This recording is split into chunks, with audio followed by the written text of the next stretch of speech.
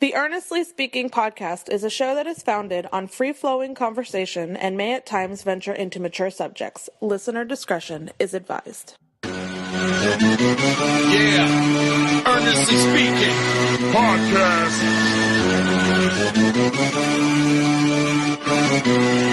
Let's get it. I'm a giant in New York, in Miami carry heat. So much more in store, my product can flood the street. Opinion Nation Godfather, CEO. Puff in the late 90s, gon' see me blow. Oh. Got my hustle on, no imitation of bad. Army of untouchables, Opinion Nation staff. Never an off season, homie, check the numbers. Heart throbbing my own right, supplying southern comfort. Earnestly speaking, my ego is well fed. Earnestly speaking, you're too feeble and no threat. See, I'm like a hurricane, you're a mild breeze. Earnestly speaking, leaving Eli a dynasty. Shake!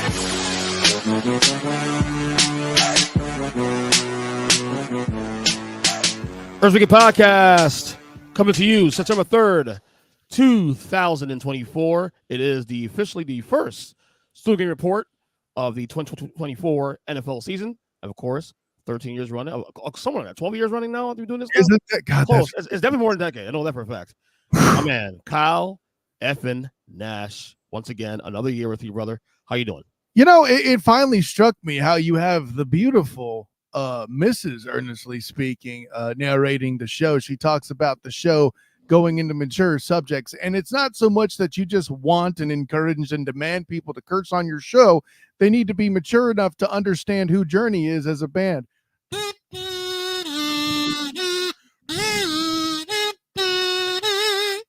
You know, I think that this is going to get any worse. After what happened last year with the Seminoles, and we'll get to that in the back end of the show. We're going to review the top 25 AP poll. Just dropped literally within the hour, and I want to react to it in a second. And my God, we got a lot to chomp on. Mostly with the Forest Seminoles. Some people say it smells bad, but at least in FSU's case, it's not rank. I can't stand you sometimes. I really can't stand you. But we are closing in on what literally 48 hours away from the first game of the year. Kyle, you're pretty excited, aren't you? Yeah, man. No, I'm all about it. One could even say that I'm rocked like a hurricane. Again, more of that later on the back end of the podcast. Later. Anyway. Yeah, more of that later. Exactly. Again, we're streaming this live, of course, on the. First off, we'll stream this live on my YouTube page at youtube.com/ErnestChristian. We'll stream this on my Facebook page as well as my X, formerly Twitter, at EJChristian7. Also on Kyle's page at the SOTG. So, are you doing that just so you can make like a Prince reference there? That I'm not even joking right now. What do you mean? Use to keep calling it Twitter to avoid sounding like you're on drugs because you have a family. Because hold on, but you always call it formerly known as Twitter. I think you're shouting out Prince there. Is that accurate? Now that you said that, I feel like now that you said it makes sense. No, it was not. But there are folks on these streets that still who has probably never engaged with Twitter before in their lives. They probably still consider Twitter and don't realize that X. Call it X because and you've heard me say it on my show and other shows many times. I don't want to tell people that you can find me on X. That makes me sound like a bigger nerd than you are. Okay. Anyway, a couple of stories to get into. We want to go too long here today because obviously week one there's really no information really to use because there's no games been played yet. Obviously, 49ers very closely. yeah, and we'll get that in a second too. Also, later. One story that came out last week, obviously, we got official news last week. The Steelers have officially named Russell Wilson as the week one starter. Now, if you watch the preseason, of course, I mean, it looks like a mess there. Sure. I think personally that Russell Wilson, this could be it here.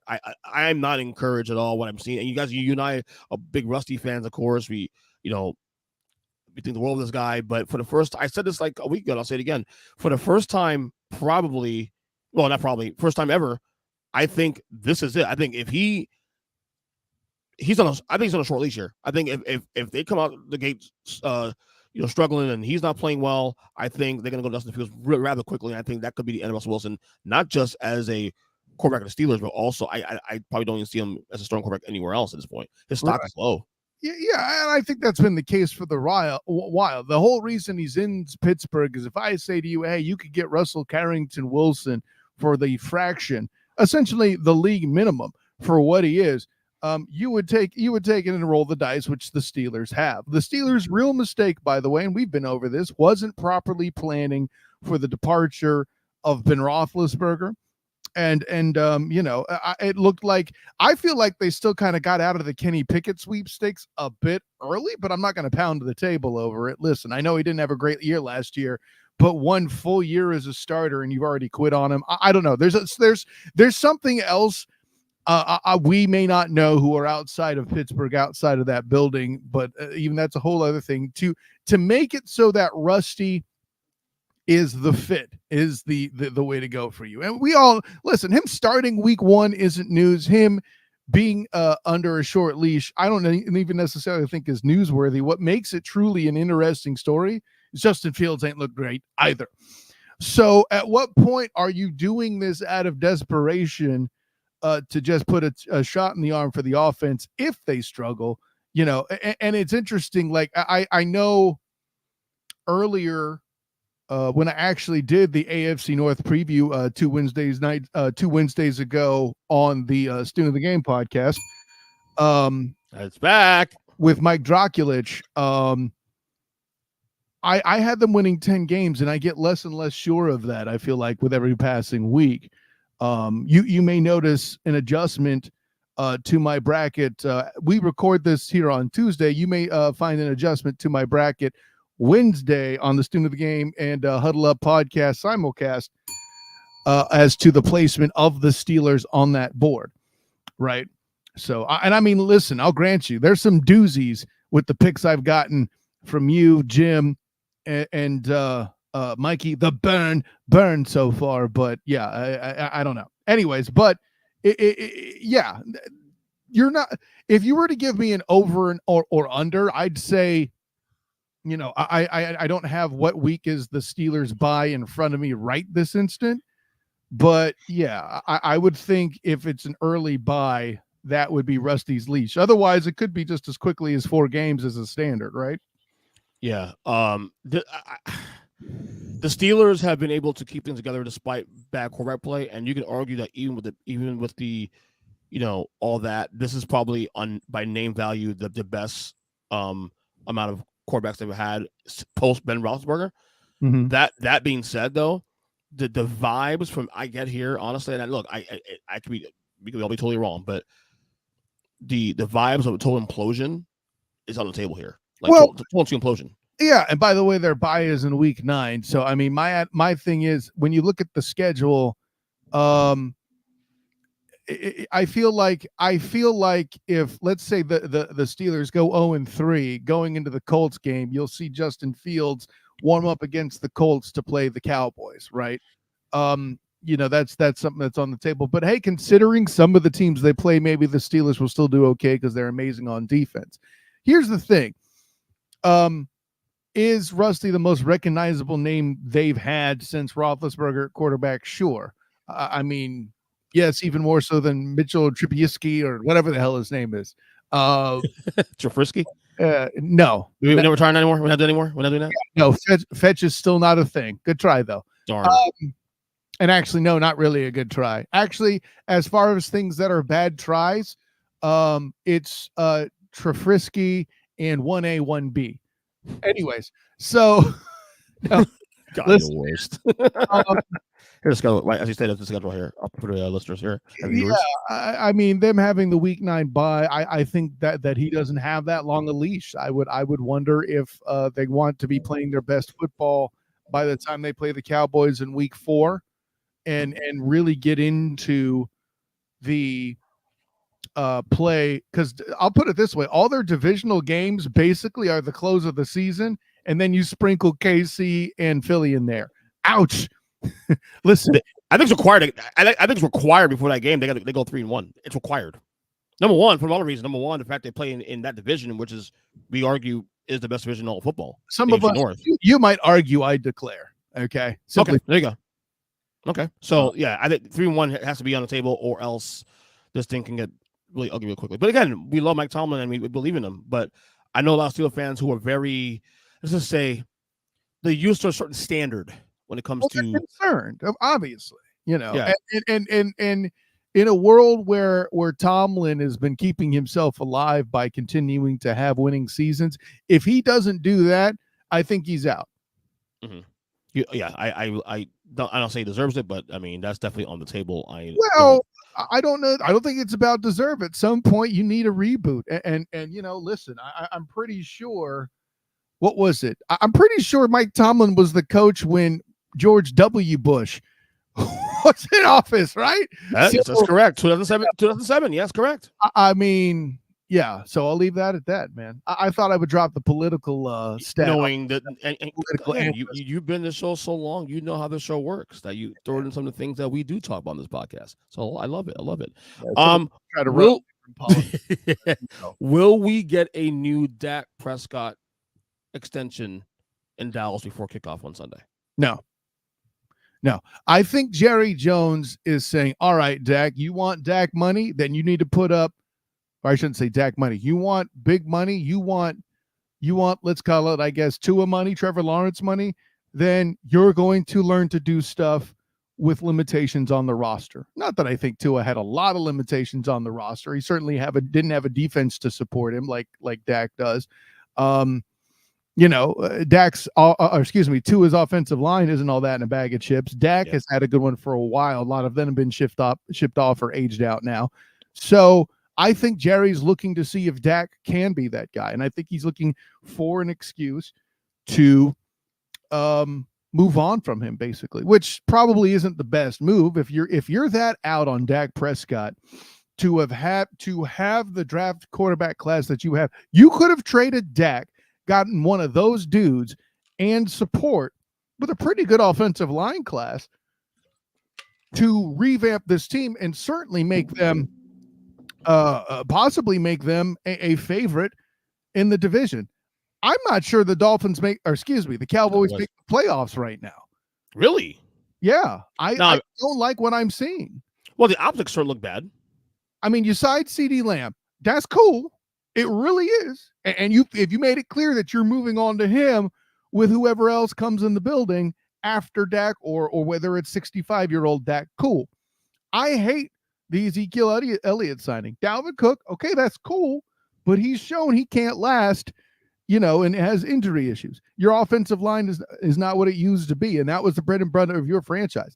I'm not here to say that they're going to be like Vegas Raiders bad, but they're going to be bad. I don't know, man. I think they will at the 11th hour make a deal, because I just think that it could be a staring contest. I just look. The optics are bad. Obviously, the fact that they prioritize CeeDee Lamb's contract before Dak Prescott's tells you that they don't see him as a max guy. No, I don't agree with that necessarily. What do you mean? I think the reason why they signed CeeDee now the way that they did is because CeeDee Lamb is guaranteed to be more expensive. Okay. He's in his prime. Dak is twilighting. Okay. Dak, which is crazy. He's 31 years old. That's a bad sign. If you think he's twilighting now, then they're doing the right thing. Well, no. Okay. So let's have this conversation. Okay, too, cool. All right. Most quarterbacks aren't supposed to last into their 40s. All right. Tom Brady has ruined it for effing everybody. All right. Peyton Manning has ruined it for everybody, okay? Aaron Charles Rodgers, well, he's old and he's playing quarterback. Name me any bit of fucking success he's had as an old man. All right? But again, he's 32. He's not old. This is the prime. This should be the prime of his career. This should be where you get 32 years old is not a prime as an NFL player. Are you out of your fucking gourd? Quarterback. Especially in a world where quarterback is demanding more athleticism than ever before. No, this is an inaccurate staple, and I'm not blaming you for this. This isn't you making bad takes. I mean, it is a bad take, but you aren't the only one making it, as you often do on, let's say, tools. Calm down. Especially on the Huddle Up podcast. Anyways, I can't stand you, dude. Sorry. Facts don't care about your feelings. You're the one that keeps inviting me back, so there must be something wrong. Anyway, 10+ years, buddy. Listen, something's working. This is how I know you're married to a strong woman. You keep coming back to that abuse too. Oh no, it's your kids dunking on you. That's right. It's all the above. How about that? No one is safe Or actually, wait, you're never safe. Wow, that's kind of scary. It's all the above. Yeah. No, but listen, Joe, all of that silly joking aside, like I'm sorry. I don't think you should expect players to be in their prime at 32, especially with the injuries Dak's suffered. I'm not saying Dak is injury prone. He's just suffered some bad injuries and isn't the same player. He's no different than, let's take it home, Russell Carrington Wilson. Okay? And you're going to sit there and tell me Russell Carrington Wilson in Pittsburgh is the same thing that we expected to see in Seattle? I don't.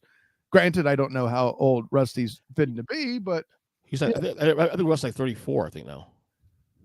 Okay. Somewhere there. It's definitely mid-30s. So Dak, I think it's safe to say that Dak's injury history is worse than Rusty's. So, I can see a point. And it's weird because Dak coming off a career year. If I'm not mistaken, was he number 2 in the MVP race last year? I don't think he was number 2, but he was in the conversation. Yeah. That's why it's so weird. Like he plays his best football of his career at a time where now he's about to become a lame duck quarterback. Right, but again, and by the way, yeah, Rusty's 35. Again, yeah. I don't think you're allowing for certain statistical anomalies to take place, right? This is why I do data analysis for a living, and you're a tool. Okay, that's so bad. What I do? I know that was me joking, but seriously, like half the reason playoffs came to them and a struggling Eagles team last year was playing, the schedule that they had, right? Mm-hmm. So, I mean, the what was it? The Eagles were eliminated by an AFC South champion in the Bucs, who were allegedly wasn't supposed to be that good, right? At least that's what everybody was telling me. I mean, I said it too. Let's not lie, but I mean, you're in a division that's relatively easy. When I look at their 2023 schedule, they did not have tough roads. All the big games they had, they did not do particularly well in. I mean, we remember all this. We all remember and laugh at the SmackDown that was the regular season outing with the 49ers, and obviously they were considerably better in the playoffs facing them, but they still failed that. This isn't a 12-win team like it used to be. I don't think that's tall, right? Like, look at the roster; they got worse, didn't they? That can't just be me. Well, you get like the Diggs, not Stephon Diggs. Is it? I was almost at Tate. I almost at Tate Diggs for a second. Like, no, wrong Diggs, wrong one. Yeah, he's back.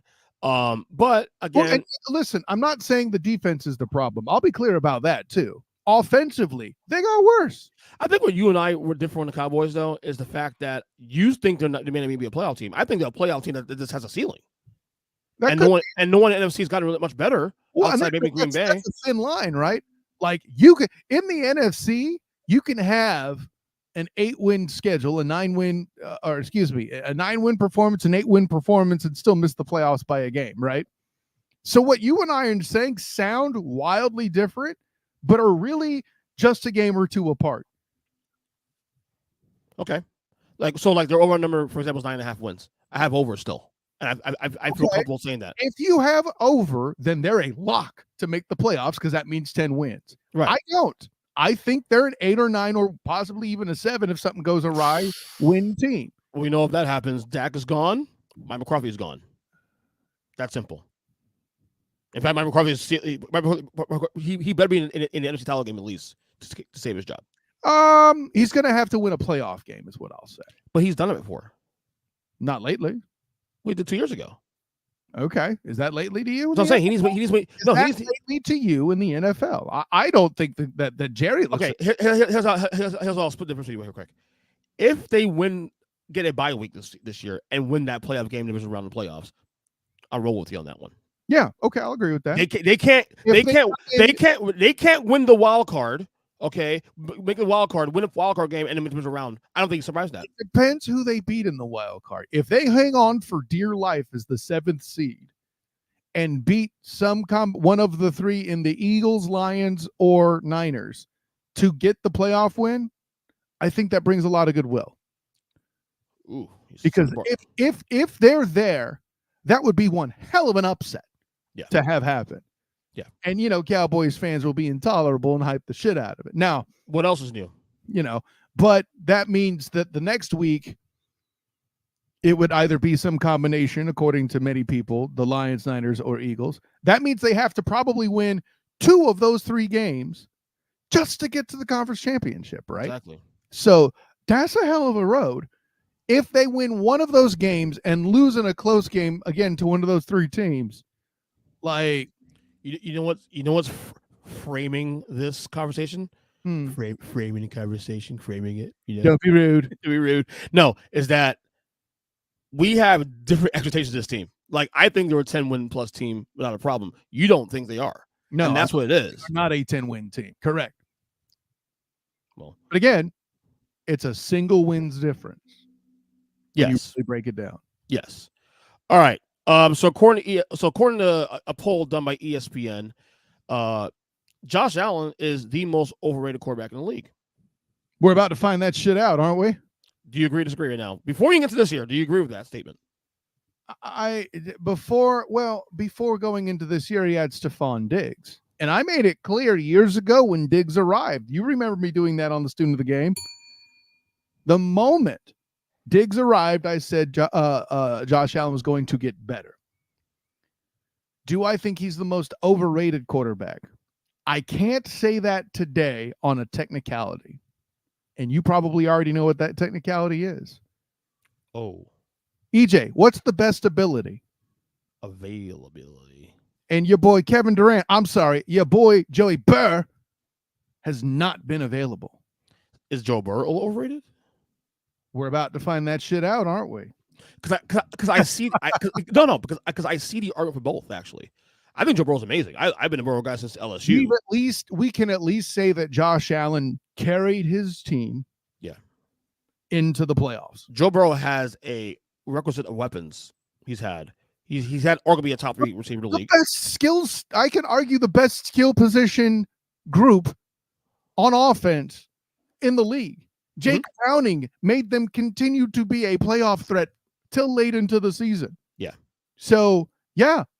And by the way, I am a total Joey Burr fan. Okay. But we had this with another who now even has 3 name treatment at one point in his career, and Russell Carrington Wilson. I thought he was the most overrated quarterback early in his career. Mm-hmm. Then he got better, lived up to it, and now he's twilighting. Joey Burr got hurt again to start his damn career, took his team, an unlikely team, by the way, to the damn Super Bowl, had another playoff run the next year, and has been basically MIA since. This is a big year for Joey. And not only that, on my season preview I did about 2 weeks ago with my guys Zach and Chris. Chris stated, and Chris is a Bengals fan, he stated that this is actually kind of like an all-in year for the Bengals because after this year, with all the contracts that are going to be up, T. Higgins this year. It shouldn't have lasted into this season. Yeah. I even wrote an article on Jaguars on SI talking about T. Higgins reuniting potentially with Trevor Lawrence. And that could happen next year. Shit, I don't know. And he said that this is the year, because I'm not saying that Burrow won't be great still going forward, but with this core, if you want this band to play the music, you've got to drop the album this year, period. Yeah. But Josh Allen, the Josh Allen part of this, though, I will say, is I don't agree with it, but I see the argument also.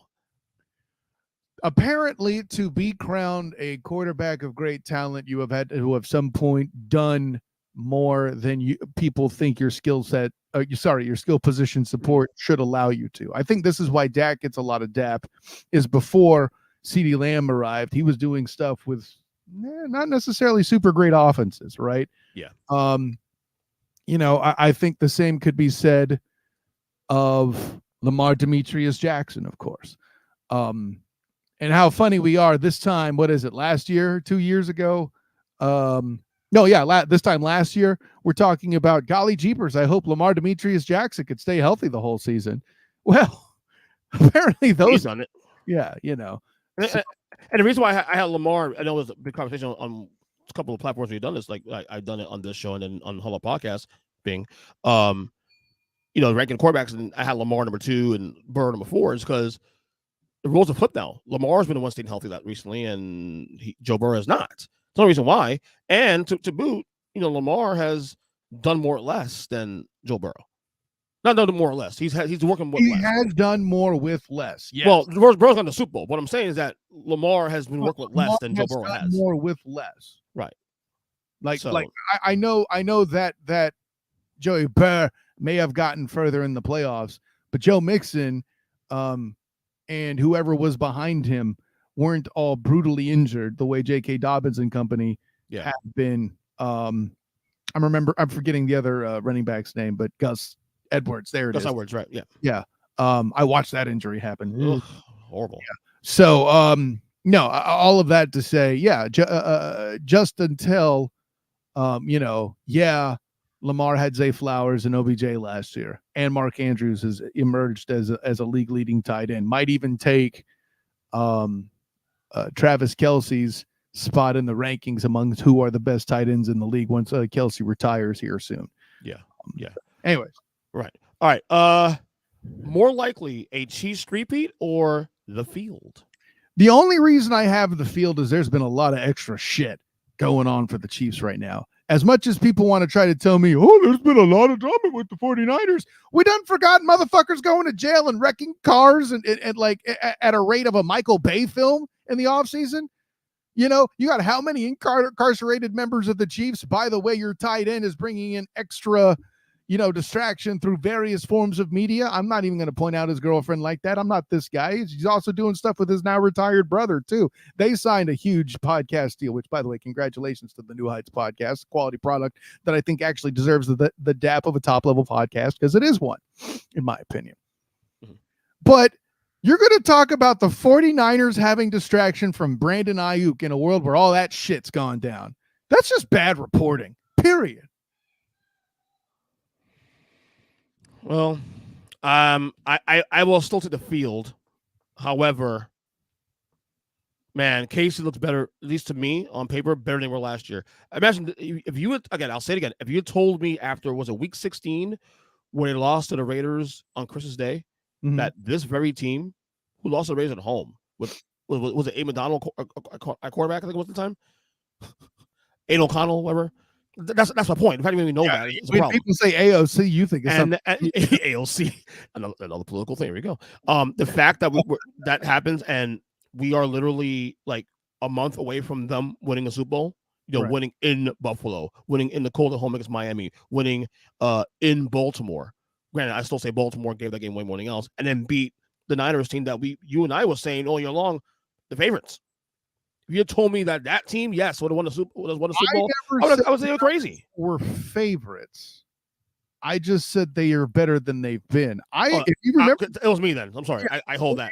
You remember, I said 10 wins last year for the 49ers. Yeah, I'm sorry. I'm sorry. My bad. I had more faith in your team than your team than. But people still want to call me Homer, right? I don't call you Homer at all. I said people. Not people. My name is Tool, not people. Yes, exactly. No, I mean, but yeah, joking aside, I still have to listen to the Homer. I happen to mention that my team is factually fucking good. So, I mean, hey, but facts don't care about my feelings. Well, let me hear the Homer. Real quick. The Homer. What's that? The Homer. Let me hear the Homer. Homer. No. Kazoo. No, you haven't said. Man, come on, bro. You already got your short. You don't force that. That's what she said. So settle down. She did say that, though. She did say that. One last thing we got here before we get to the college. You had mentioned earlier before you started recording, you feel the Niners, speaking of the Niners, are being a little disrespected. I mean, the vibe you're getting is that a little disrespected. Explain it to me. I've seen at least 3 national media members try to tell me that the Niners aren't going to make the playoffs. And maybe it's a Fox sending out maybe it's Fox sending out a memo to Cowherd and the members of the First Things First show, in the form of was he one of them? Cowherd was just on as part of his reaction to him homering to shit and back USC, with Middlecoff. John Middlecoff. Anyways, yeah. Now I mean, I think John Middlecoff is just as pleasant as a doctor's examination where somebody grabs your middle and asks you to cough. Anyways. Oh my God! Wow. That's a. It's just, I actually like his analysis when he's with Cowherd. I don't like him by himself. It's his delivery, but I mean, the man has plenty of knowledge. I'm not dissing him as an analyst as I am Greg Jennings. And in this case, Chris Broussard, who like you is a basketball first guy anyway. So I let it go.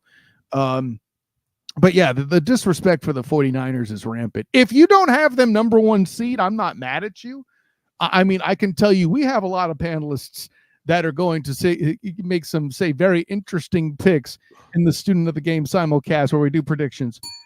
But to have them miss the playoffs outright, y'all really believe? Calvin Cowherd said, and I quote, "The Cardinals played like hell."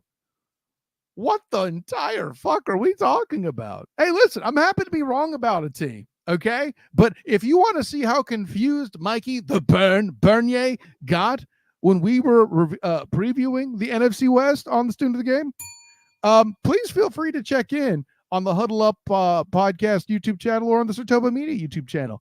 I mentioned those in particular so you can see his face. If you go to the 87BN Sports Facebook page and check out the live broadcast of what his face looked like, the desperation of him to find something positive for the Cardinals. But they're going to be what keeps the Niners out. You really believe in a Seattle team where nobody knows what the hell is going on. I still probably need to call up my guy Lee Val of the 12th Man Rising to get some kind of idea of what this team actually is. No disrespect to Burns' analysis, but it's hard to find out what you're going to get from there. And then, we also mentioned, by the way, John Matthew Stafford's arm being connected by, bubblegum at this point. MacGyver worked with him apparently. Yeah, listen, and he's old enough to get that reference is my point, right? You're going to try to tell me that Matthew Stafford's in his fucking prime? Come on, DJ. What are we doing? He's still great, but that's the thing I don't understand. I was like, okay, if you want the Niners take a step back in terms of like being a Super Bowl team, okay, I can see the argument. But missing the playoffs. First off, they're, in my opinion, guaranteed to win the division. I mean, in my opinion, strong because then I get a lot of Rams talk, a lot of Rams division winner thing. I'm like, okay, but there's too much what ifs though with that team though. And maybe the problem is me, and I have to remain consistent. I have completely slammed teams for having injury-prone quarterbacks with no real insurance policy, and I mentioned that no real insurance policy part because I'm high on the Falcons. It just feels dirty to say out loud, but I am. At least they have Michael Penix, the actual Heisman Trophy. Oh wait, the who? The fraud cons. Thank you. I'm saying the Falcons so I can mention later that if they're bad, I fell for the fraud. So you're ruining the joke, asshole. No, but until proven otherwise, they're the fraud cons. They let us down. How many times in the last 10 years? Way to approach things. Thank you. I'm not going to change until you prove otherwise. Bottom line. No, I don't understand that. Like to me, like they're the most stable team of the NFC West. Like, could the Rams be a playoff team? Absolutely.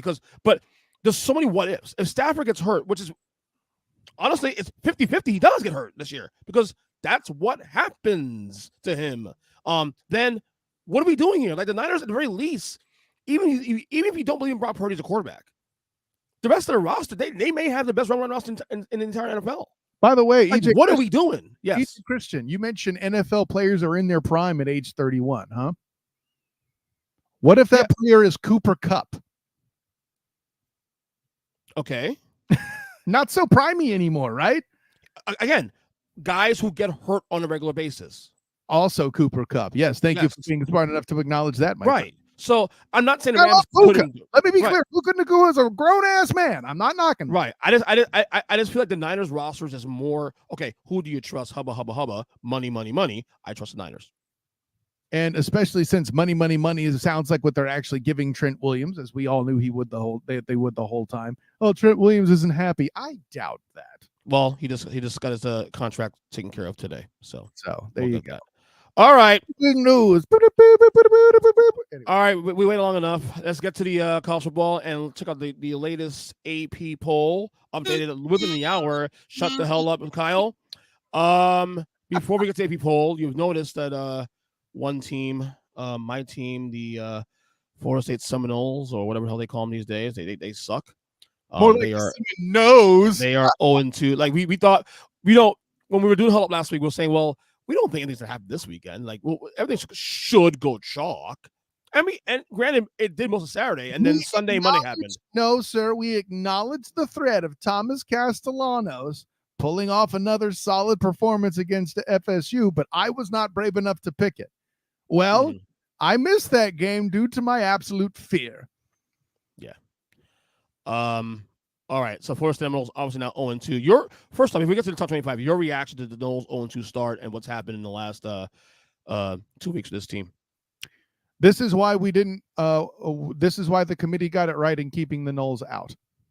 Period. Kyle, it's a different offense. Fine, whatever. Okay, you would have gotten quarterback play that was not good, and I don't think Keon Coleman is going to bail you out of that. And I know you had a better defense last year. A lot of guys were let go, and I think honestly that's the bigger problem that people aren't talking enough about. They're all burying DJ Uiagalelei, and well, and rightly so. He's bad. He's just bad.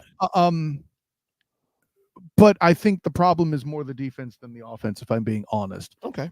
Like, y'all ain't stopping anybody. Yeah. All right. Real quick, before we get to the rankings here, Jason says that quarterbacks are in the prime at 31. The prime should be 25-28. There you go. Nailed it. Okay. I think they aren't in their prime at 30. Aren't right. That's yeah. Exactly. Yeah. Well, and I'll even 20. You could argue 25 is a smidge young, or you could take it from 25 to 30. You could make it injury dependent. I don't know, but 28 to me should be upper middle range rather than the top. I know we're nitpicking there, Jay, but like that's well, 31 to me is more so like I would say like the tail end of prime. They're not the climax of prime, but the tail end. And I mean, Tom Brady played his best football in his early 30s, actually, I would argue. So that's more because he had amazing supporting casts, and you're refusing to acknowledge that. Okay, as is the rest of the again, world. but again, you're a Brady hater, so No, I'm not a Brady hater. I acknowledge reality, like defenses. Kyle Dash, I said what I said. The facts care about what your feelings there, EJ Christian. Okay, and even Richard Seymour, Hall of Famer Richard Seymour, acknowledges the first Super Bowls were carried by the defense, but everybody seems to have forgotten about that. And when they enshrine Darrelle Revis, I'll ask him the same question. Okay. 25, Clemson. Bad loss to Georgia. Oof. Obviously, them losing not a surprise the way they lost, though. I mean, it's not a surprise they lost that way. It's fucking Georgia. And morons like Booker McFarland, who actually had the balls to say, I can't believe Georgia isn't controlling the line of scrimmage. As a former NFL defensive lineman, he said that. But people worry about why I claim he's stealing money. But go ahead, EJ Christian. Sorry. 24, the future ACC champions here, NC State Wolfpack. Yeah, well, okay. First of all, we acknowledge that I don't think Clemson will be ranked, nor will they make the playoff. North Carolina damn near losing to West Carolina, being number 24 here, is a goddamn crime. Continue. 23, Georgia Tech, 2-0 now. Georgia Tech. I believe Georgia Tech is getting props for helping show the world what they really had in FSU, but 23 is a bit high. 3 ranked ACC teams that shouldn't be there. Jason agrees. Georgia Tech shouldn't be there because FSU is that bad. Damn, I wasn't even going to take it there, but okay. Yeah. Let's see here. 22. This thing will go up here quick. Louisville, your favorite team, Louisville. What's with this? What? No, absolutely. Okay. What do we do? Okay. 21, Iowa. I know Big 12 teams across the board that belong there. See, and look at them sneaking Iowa in. You think I make jokes, right? Iowa making the playoff. I have Iowa making the playoff. I do. And I do too. I thought it was out of. No, I don't believe you had them on the actual. No. I said it post-mortem after the game on Saturday. Nope, sir, that does not count. I did it to tweak Big Jim. Well, then and it worked. And it worked. What you need to do is add the "you little bitch" for yourself. Yeah, FSU's not getting at this point now. All those ACC, anything is possible. 20, Arizona. You're technically not wrong, but also stop it. Arizona, nice to see some Big 12 respect here. I don't know that I love them at 20. I think they should have one of the lower ranked spots ahead, at least of one of those AC teams that are there, but I'll live with it. Moving up 3 spots, you got Kansas at 19. Love it. That is exactly where Kansas should be right now. Moving down 5 spots, LSU and family. I'm not mad at it. I know everybody wants to get worked up about Brian Kelly losing to USC and all that. Honestly, I think that was more about LSU blowing an opportunity than it was about USC winning it. But props to USC for actually looking like somebody that could play defense. Let's please remember it's still week 1 in the league where we don't have preseason except for week 0, right? Did his comments post-game bother you? Oh, I mean, him slamming the table, like, did it bother me? No. Do I feel like it was at least somewhat premeditated? Kind of. Maybe, but people are saying he should hold himself accountable. I disagree. I think he holds himself accountable. Accountable for what? Acknowledging that his team lost another big game to open the season because he didn't coach them to have the right mentality on the sideline. What else is he going to say, though? I mean, it is what it is. 17 Kansas State. He didn't have to throw himself under the bus, and there are coaches that don't do that, like your boy, Coach Prime, right? All right, we got 1 spot. Kansas State at 17. I like it. 16, 1 spot. Oklahoma State. Too high. 15, Oklahoma up 1 spot. Obviously too high. I don't know what people see in this Venables team, but what do I? 14 up 1 spot. Tennessee. Okay. I mean, you know, I honestly had them at about this point in the middle of the pack, and they haven't showed us anything. So, okay, sure. Let's, you know. All right. Up 10 spots. You got the USC and Lincoln Riley's job is safe for now. Yeah. I mean, listen, that's an excellent outing by USC. I'm not mad at where they're at all. I like it. Jason says, don't know why USC is over Tennessee. Maybe because USC and LSU are the most overrated teams in college. I actually agree with you on that, to be honest. Okay. They're pretty overrated. Let's pump the brakes. In a world where the fucking Seminoles were 10, in a world where the Seminoles are 10. I'll send you up. We're setting a journey to where EJ is crying now. 12 UM up 7 spots. Yeah, I love it. That's where they should be. I think it's less that it's a Florida team and more that it was one member of the ACC that didn't, as you like to put it, though I hate this phrase, shit the bed. But listen, let's be real. I think a lot of the reason why the U is this high is mostly because they're showing everybody, hey, in case y'all were wondering, we're the ACC favorites. You know, they're the Somali Pirate. We're the captain now, right? Cam Ward looked good. He really did. But again, I don't know if that's Cam Ward or if that's the Gators. I need more analysis, and I don't think we're going to get it anytime soon on their schedule. What is clear is that the entire rails are cleared for UM to win the ACC. Not a problem. Again, they better win this conference. I made the captain reference for a reason there, Chief. Damn right. 11, Utah, up 1 spot. Little low for my taste. Somebody will have to explain to me why I'm supposed to believe in Missouri, but okay, sure. Okay, we're getting there. Number 10, down 1 spot, about to win. Michigan, the champs. I mean, Michigan's still top 10. I'm fine with it. Okay, up 2 spots, Missouri, number 9. I don't get it. Somebody will have to explain to me why they're dangerous. All right, 8, same spots last week, Penn State. Yeah, sure. It's not late enough in the season for them to have played a game they should choke yet, so I have no analysis there. All right, down 4 spots, struggling against Idaho. We got Oregon. Cue Lucifer Morningstar. I tried to tell you, but you wouldn't listen. Like, is that really? More? Mm-hmm. We're struggling against fucking Idaho. What are we doing? You were the people who want to believe in the sock hawker Dylan Gabriel. I'm not there. Never have been there. Never will be there now. Just saying. Okay, number 6, Ole Miss. What a impressive win. 7-0 against Furman. Hey man, like that. I mean, I get it. It's Furman, but you know, there's a reason why on my bracket there was a path at one point where Ole Miss might sneak into the national championship. 5, Notre Dame up 2 spots. Overrated. Uh-oh. Really? Okay. Yeah, I'm sorry. I never was impressed by A&M. I don't think now Notre Dame should still be in the top 10 for now. But Texas, listen, because Vegas got it wrong, this is what you see. Yeah. That's true. 4, Bama, up one spot. I don't like them in the top 5. That does not make sense to me yet. Okay. But maybe they're assuming some of Saban's guys are still in there to help set things up for the former Washington coach to come in there and handle I also think too. Also, you keep them high because it sets up well for the future game against Georgia in a few weeks. Also, keep that hype. One of the 4. There's too many good teams in the SEC to have to manufacture hype. That's right. Absolutely ridiculous. Right. All right. 3, up one spot, Texas. Sure. I think that's too high. Honestly, I would feel better. I would feel better about Ole Miss at 3 right now, if I'm being honest. Jason says so. Ole Miss beats Furman and comes into the ranking at 6. How's it possible? Well, they were 6 last week too. They didn't move. To be fair, they were in the same spot as Jay. To be fair, the reason, if you're wondering why there's hype on Ole Miss, it's because of Dart at quarterback. I would argue, if anything, I would swap Ole Miss and Notre Dame. That's my opinion, though. Okay, sure, yeah, okay. All right, number 2, the team gave me a sweat only because of the bet I had on them. Akron, Ohio State, no change, of course. Yeah, again, I think for the next 2, well, especially in the case, I mean, okay, so Ohio State wasn't going to be moved because of the game they had unless they lost or made it close, which they didn't. Right. And then, of course, Georgia at number 1.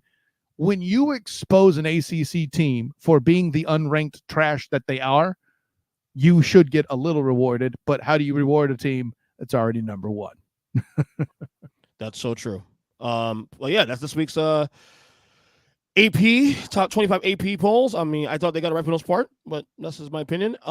There's a lot of ACC love. You did not. The way I know there's a lot of ACC love there, EJ Christian, is you crammed 3 teams in the top 25 at the bottom of the list there. Okay, NC State's and NC State, Georgia Tech, fucking Clemson. Why is Clemson ranked? Georgia Tech, I kind of get it. They at least showed strong line play and stuff that you don't normally see from Georgia Tech. If you want to put them 25, I can be okay with it. 23 is fucking asinine. But I just don't see the proof that the ACC is getting that much love is they're crowbarring teams in there any fucking way they can. There's a question here. Why is A&M not ranked and Clemson is? Because they were really low. I think they were. Texas A&M is trash and didn't belong in there in the first place. And A&M is because the committee can't quit them, because the writers can't quit them. Period. And A&M was what? I think at the time they were what, like low teens, maybe. All I know is they were favored. No, I don't believe they were ranked against. They were ranked and they were favored. Okay, they were favored. I know that. Which again, I mean, listen, I've complained about this. Well, thank you, Jason. I'm glad you agree. I complained about this on the Huddle Up podcast last week. Whoever the moron was that gave odds that Notre Dame was a dog was an idiot, and that has nothing to do with the preseason ranking. That was just bad. O-lineman U versus a garbage overrated ACC team. Anyways. All right. Anyway, that was a good one. NFL is upon us. We got a lot going. College football well underway. Kyle, plug away. Of course, an honor, joy, and privilege to continue to do this with you, my friend. I'm Kyle Nash, the student of the game. You can find me on Twitter, Instagram, and Threads at the SOTG. Find me on Facebook as a student of the game. Check out my writings on the Fans First Sports Network covering the Jaguars, as well as the Black and Gold Banneret covering UCF. And then, of course, my podcast suite. I do hang out on the Huddle Up podcast on Tuesday nights, except this week I don't, because we host the simulcast for the student of the game, 9:05 Eastern. By the way, my Jacksonville Jaguar podcast, also a member of the Fans First Sports Network, is Wednesday at 7:30. That's right. Wednesdays, the Duval Dive will take place, and then we'll also have instant reactions after the game on Sunday. So you'll get 2 doses of me and Big Cat Country's own Travis D. Holmes. So look out for that. And then, of course, the Night Shift podcast powered by the Black and Gold Banneret for all things UCF football, basketball, and otherwise. Hey, man, listen, I'm doing things, I'm at least trying to, but an honor, joy, or privilege, EJ Christian. Until next time, class dismissed.